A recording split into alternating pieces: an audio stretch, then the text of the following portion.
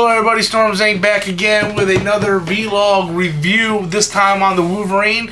I apologize ahead of time for the lateness of this review, and this review will contain spoilers. I was going to say probably, but no, this review will contain spoilers, and it's 2 weeks. I mean, the movie's been out for 2 weeks, so I mean, if you're really that concerned about being spoiled on something, then you should have seen the movie already, okay? So yeah, I was 2 weeks late to go see this movie. It came out the week I got paid, something came up, and I couldn't get to it, and whatever, I finally got to go see it, and, yeah, so my thoughts on it, because a lot of people are giving this movie mixed reviews. My buddy Adam said on Facebook, I mean, if you guys follow Filmmaster Adam on Facebook, he says that he enjoyed the film, but the last 15 to 10 minutes really killed it for him. But he still overall liked the film, but he hated the last 10-15 minutes of the film. So I was more focused throughout the movie on what the hell could that possibly be. 'Cause I had an idea what I thought was going to happen at the end, and I was a little disappointed that what I wanted to happen at the end didn't happen at the end, and I really thought that's what he was talking about. Maybe they did what I wanted them to do, and he didn't like it, and that was totally, I was totally wrong on that one. Personally, I had no problem with the last 10-15 minutes of the movie. I didn't care. I thought the movie was fine. Just a little disappointed that what I wanted to happen didn't happen. I'll explain that a little later, what I really wanted to happen. So the Wolverine is a sequel to X-Men 3, and it takes place, you know, it takes place a few years later. I think Adam said it takes like 6 years later. You know, Wolverine is traveling the world, having nightmares about killing Jean. Jean shows up in a lot of cameos in this film, and it's kind of hard to put in words unless you actually see the movie. It's not. I mean, it's a personal story. It's about basically the redemption of Logan.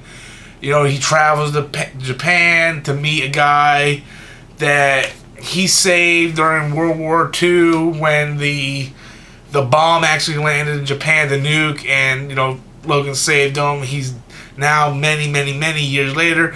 The guy's dying. Logan goes over there to pay his respects. Some stuff happens. He offers to get rid of Logan. Healing factor, but he actually wants it. And I mean, then there's just a bunch of stuff that you're not really too familiar about what happens until toward the end. But there's this one chick, this fucking ugly ass fucking chick. I'm not talking about the redheaded Asian either, even though she was fucking god ugly too. This fucking blonde chick, the Viper chick, man, every time I fucking seen her, I just wanted to pick that goddamn mole off the fucking chin. This bitch was fucking ugly. Jesus Christ. Every time I had to fucking see her on screen, I wanted to fucking just, like, really? Like, I'm tired of this fucking bitch. I was hoping she would die off early. But for some reason, this bitch does something to Logan. Implants this little fucking, it looks like Doc Ock's fucking Octobots. And it's on fucking Logan's heart. And it's stopping him from healing. And I really like that factor that it really humanizes Logan. And it makes him a flawed character. It makes him human. It makes him what's the word I'm fucking looking for? Identifiable? Whatever the fuck that means. It allows us to identify with him is what I'm fucking trying to say, okay? And I really like that. The movie overall was fucking fantastic. Better than Iron Man 3. I am saying it right here, right now. I enjoyed this movie a hell of a lot fucking better than Man of Steel. Oh my god, I enjoyed this movie more than fucking Man of Steel. Man of fucking Steel, not to get off topic here, was very little story and a whole lot of fucking nonsense action through that fucking movie. This movie had its action, even though it wasn't the same repetitive bullshit as Man of Steel. But it told a story, it had us attached to these characters. I was attached to every one of these goddamn characters. Well, actually, the main three, which was Wolverine, the insanely weird looking redhead Asian girl who can fucking like whoop anybody's ass with a fucking sword or stick, and then Mariko or whatever, the granddaughter who Wolverine basically falls in love with and gets attached to. I enjoyed all three of those characters, and I wanted to learn more about each of the characters, and we did learn more about the characters. And not only do we learn more about the characters, we see development of those characters throughout the movie, and there is action for your action fans, story for your story fans, and just overall solid film. That's all I ask. You know, when I go to a movie, I drop my fucking $8 on this fucking shit. I want to be fucking $8 for this shit. I want to be entertained. And that's what the movie did. Pacific Rim highly entertained me. That movie wasn't a movie for a story fest. You go into that knowing what it's going to be. Wolverine, I went into just hoping to God it didn't suck as bad as the first one. Come to find out, not only was it better than the first one, I liked it more than X-Men 1, X-Men 3. I really liked X-Men 2, and I really liked X-Men First Class. So I mean, I would have to think about it, because I just came out of the theater. I haven't had time to really process everything. But the way I can tell if I enjoyed the movie or not is if I come out of the theater and I start tearing that bitch apart right as soon as I hit the car. If I start tearing shit apart, that movie wasn't really that good. Man of Steel, I remember vividly that after Man of Steel, I was driving to work with my wife and friend, and all three of us just started picking that movie apart. Pacific Rim did not tear that movie apart.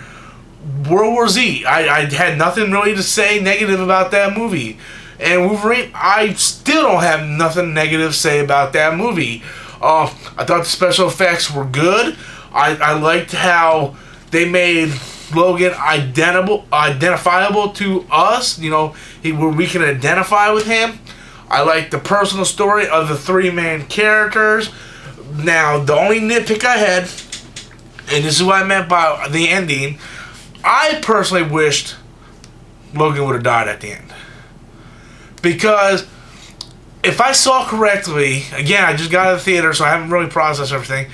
Viper had like something, and I thought she injected it into Mariko, you know, underneath her chin. And I thought that was going to lead up to something where it was killing her. And Logan, because they kept talking about, you know, in the beginning of this movie, you can pass your healing. We found a way to pass your healing to another host.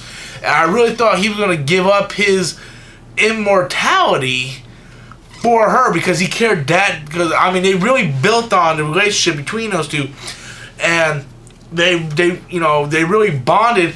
And I really thought it was because at the time his claws were cut. The Silver Samurai cut both of his claws. He was draining them. I take it of his adamantium.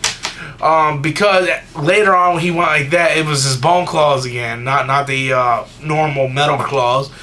And I guess he was draining him of his immortality because he was healing. So I really thought that he was going to, at that point, sacrifice himself to save her. That never came up. That disappointed me because I always felt a good story, especially if you're going to throw love in there.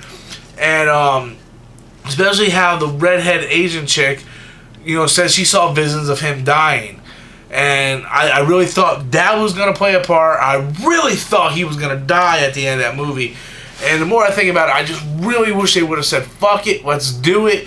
I thought maybe that, you know, Hugh Jackman's been playing Wolverine for a long ass time. I thought maybe he was like, okay, maybe this is time we end it. And they just come up with a nice solid end for it. But no, they decided not to go that route and decided we're going to make it where it continues. And then at the end of the credits, which I didn't see the end of the credits in the theaters, I didn't know if there was one. I actually had to watch that on YouTube when I got home. We see Magneto and Professor X. Magneto's talking about a machine that they're building excuse me, which is no doubt the Sentinel for X-Men Days of Future Past, and which is filming now. So that the end credit scene is gonna lead up till that movie. So I thought it was okay, whatever, not a bad ending sequence, sort of very much like the tie-ins for Avengers, But the Wolverine, I really enjoyed myself with that movie. A lot of people are, not a lot of people. This movie's getting mixed reaction. A lot of people like it, some people hate it. Probably the people that really like Man of Steel hated this film. Because it seems like a lot of people just want to see shit get blown up and they don't give a goddamn fuck about fucking storytelling. And you'll be surprised how many idiots there are like that in the world. I had a fucking conversation with a dude at work last night who fucking said he liked Transformers 2. And not to get off topic, I have to say this. The dude said he liked Transformers 2, right? And I'm like, well, I didn't like Transformers 1 or Transformers 2. I kind of like Transformers 3, And he's like, well, I hated 3. I like white, or I don't like white girls. I like brown girls because they're they're not fake. They're not plastic. I looked at him like, Megan Fox is white, and she's got so much fucking plastic. It's not even funny. So I mean, there's idiots like this that exist in the world. And they just want to see fucking shit get blown up for fucking 2 hours and a half, and they give a shit about character development. They give a shit about the art of filmmaking. So, as a person who appreciates films, by all means, I'm not like a guy that goes to see like all these fucking films that appreciates all these films, but I like great stories. I thought this was a good story. I enjoyed this film. Definitely high on my list for the movies I've seen so far this year. There is a bunch that I'm looking forward to seeing still, and there's some that I didn't see, but I'm gonna catch when they get on DVD. I really want to see Two Guns. I'm probably gonna pick that up on DVD. I really want to see Way House Down, which I heard fucking sucked, but it was very entertaining. That's gonna be a DVD pickup, and I'm really interested, of course, in Kick-Ass 2 in a couple weeks here. That's going to be like a first day viewing. I will fucking miss sleep and go to work. I don't give a fuck to go see that movie. Jobs, the Steve Jobs movie, I can't wait to see. And Thor. And, of course, Catching Fire. So there's still a few movies out there left I still want to see. But right now, I mean, Wolverine's pretty close to the top of my list so far. But to be fair, the only films I really enjoyed so far this year was World War Z, Pacific Rim, and Wolverine. Everything else just seemed like a fucking letdown. But if you guys seen the Wolverine, tell me what you think. If you hate it, explain why. Adam, if you fucking watching this damn video, please text me, call me, leave a fucking comment, and tell me what the fuck you were talking about in the last 15 minutes. I think you might have something to do with the Silver Samurai, if you catch my drift. I don't want to, kind of spoil everything, but I think that was it. I'm not sure. But please elaborate. Let me know what the hell you were talking about, because I'm fucking confused. I personally did not have a problem with it.